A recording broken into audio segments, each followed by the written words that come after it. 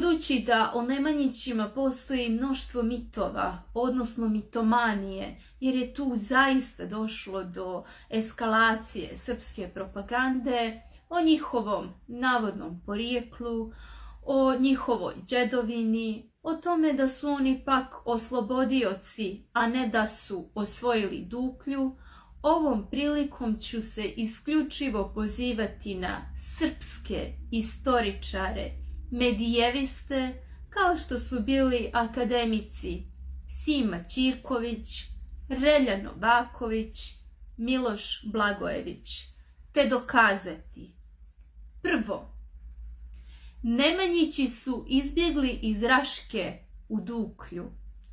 Drugo, Duklja nije i ne može biti džedovina Nemanjića. Treće, Nemanjići su osvojili Duklju, a o tome jasno piše i u žitijama Svetog Simeona, gdje kažu da su je razorili i slavu njenu pretvorili u pustoš. Pogledajte. Srpski medijevista Sima Ćirković u monografiji Crna Gora piše sljedeće: Raški veliki župani dolazili su u prvoj polovini 12. vijeka u bliži dodir sa Dukljom, ali sa izmijenjenim ulogama. Dok su u vrijeme Mihajla i Bodina dukljanski vladari postavljali namjesnike u Raškoj, sada su se raški veliki župani miješali u unutrašnje borbe Duklje i postavljali na vlast svoje štićenike.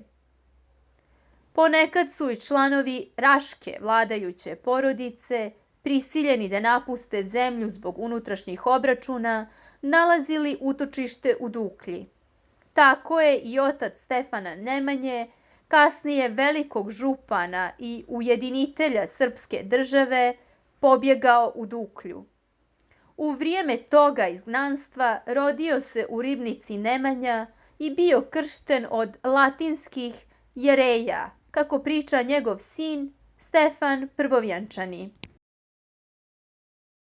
I srpski akademik Miloš Blagojević također je saglasan da su Nemanjići izbjegli iz Raške, te u svojoj knjizi Srbija u doba Nemanjića piše sljedeće: U doba velikih meteža u Srbiji, najverovatnije posle smrti župana Vukana oko 1112.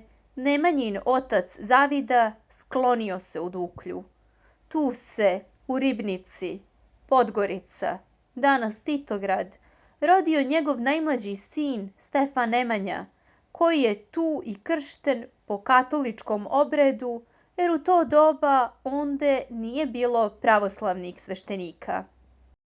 Srpski medijevista Relja Novaković objasnit će zašto Duklja ili Zeta nije i ne može biti džedovina Nemanjića, te u knjizi gdje se nalazila Srbija od 7. do 12. veka piše sljedeće: Dedina Nemanjinog oca po svoj prilici nije zahvatala Zetu, a ta oblast sigurno nije bila ni Nemanjina, mada se u njoj rodio, jer ni Nemanja, ni njegovi sinovi ne bi za nju rekli da je osvojena, da je već kao dedina bila prethodno obnovljena. Ako uzmemo da je Nemanja rođen 1112. ili 13. godine, a da je njegov otac svoju dedinu naslijedio od svog oca, odnosno od Nemanjinog dede, mogli bismo smatrati da se sve to dešavalo negde u prvoj polovini 11. veka, a to je vrijeme kad Zetska država još uvijek nije bila pokorila Rašku, što nam govori da je dedina Nemanjinog oca i dede morala biti negde drugde, najvjerovatnije na tlu rane Srbije, bilo u Primorju, bilo u nekim podgorskim župama.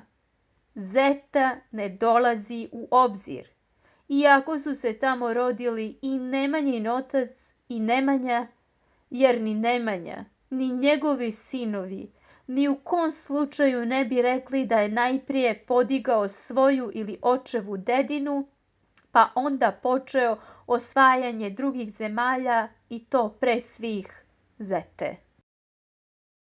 Na kraju i u žitijama Svetog Simeona jasno stoji da je razorio i osvojio Duklju. Citiram: "A Kotor ostavi, utvrdi ga i prenese svoj dvoru nj, koji je do danas. Ostale gradove poobara i poruši i pretvori slavu njihovu u pustoš, istrebi grčko ime, da se nikako ne pominje ime njihovo u toj oblasti. Narod svoj u njima nepovređen ostavi, da služi državi njegovoj sa strahom i sa učenim dankom od svetoga."